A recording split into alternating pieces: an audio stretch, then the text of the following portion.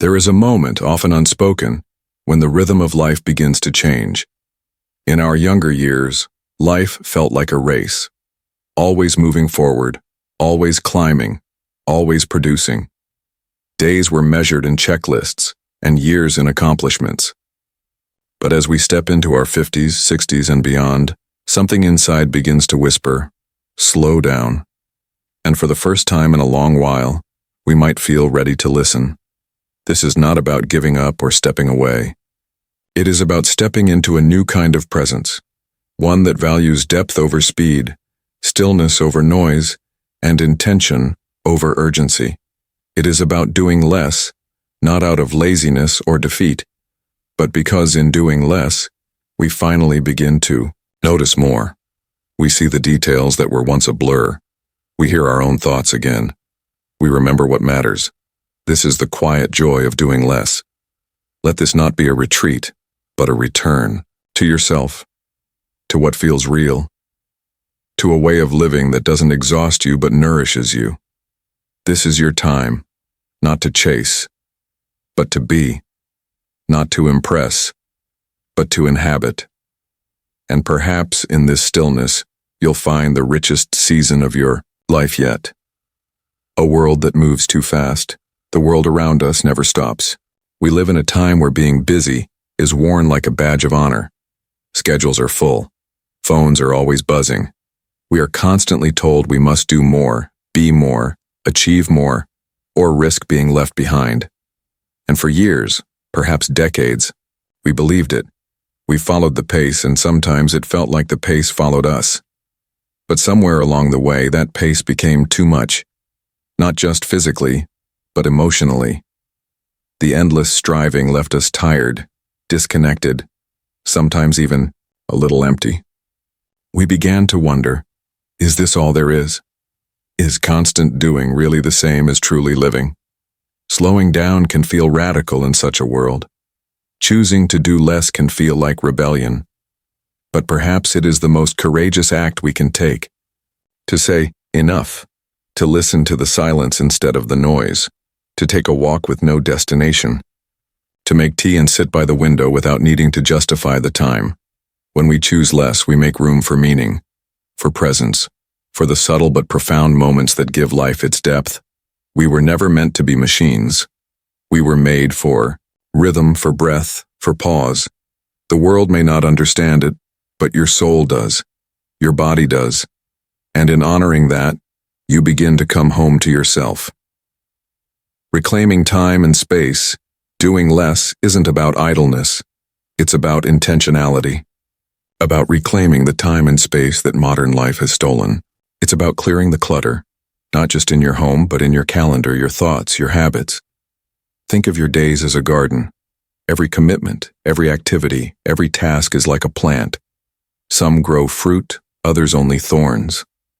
When the garden is overcrowded, even the good things don't have room to thrive. Doing less means pruning with care, asking what truly belongs, choosing with love. This might look like setting gentle boundaries, saying no to obligations that drain you, allowing yourself to rest without guilt, replacing multitasking with full attention. It might mean longer mornings, slower meals, fewer screens, more books, more eye contact, more breathing. Space is not empty. It's sacred. In space, we remember who we are. In stillness, we feel life again. Not as a blur, but as something textured, fragrant, alive. Reclaim your time not to fill it, but to feel it. The beauty of boredom. Boredom has a bad reputation. We've been taught to fear it. To fill every quiet moment with noise, every idle second with scrolling, checking, watching. But what if boredom is not the enemy, but the doorway? When we stop trying to distract ourselves, something surprising happens. Our minds begin to wander. Our thoughts begin to deepen. Our memories rise to the surface. We notice things. The way the sunlight moves across the wall, the pattern of birdsong in the morning, the rhythm of our own breath. In boredom, creativity is born. Reflection becomes possible. We rediscover daydreaming. We reconnect with imagination, something many of us lost in the rush of adulthood. Let yourself be bored. Let yourself be still. There is no need to earn rest. You are not wasting time. You are living it. Letting go. Holding on part of doing less is letting go. Letting go of roles that no longer fit. Letting go of identities that were once useful but no longer reflect who we are. Letting go of the I need to prove anything. But it's not just about letting go, it's also about holding on to the things that matter now in this season of life. To what brings warmth. To people who feel like home. To values that anchor you. Letting go can feel like loss. But more often, it is space-making. It is shedding so you can feel light again. It is saying, I've done enough. I've been enough. You do not have to carry everything. You do not have to fix everything. You are allowed to change. You are allowed to grow into something softer, slower, truer. There is a quiet joy in releasing what no longer serves, and finding your hands free to hold what truly does. Doing less, living more. When we do less, we live more. We laugh longer. We listen better. We feel more deeply. We make time for people, for moments, for wonder. We stop measuring our days by how much we get done and start measuring them by how fully we were present, how often we felt grateful, how gently we treated ourselves. Doing less is not just a strategy for rest, and it is a philosophy of life, one that honors the present over the future, connection over consumption, being over having. In this slower rhythm, we find unexpected beauty, the joy of tending a garden, the sweetness of handwritten letters, the magic of old songs, the comfort of familiar walks, the pleasure of cooking something slowly and sharing it with love.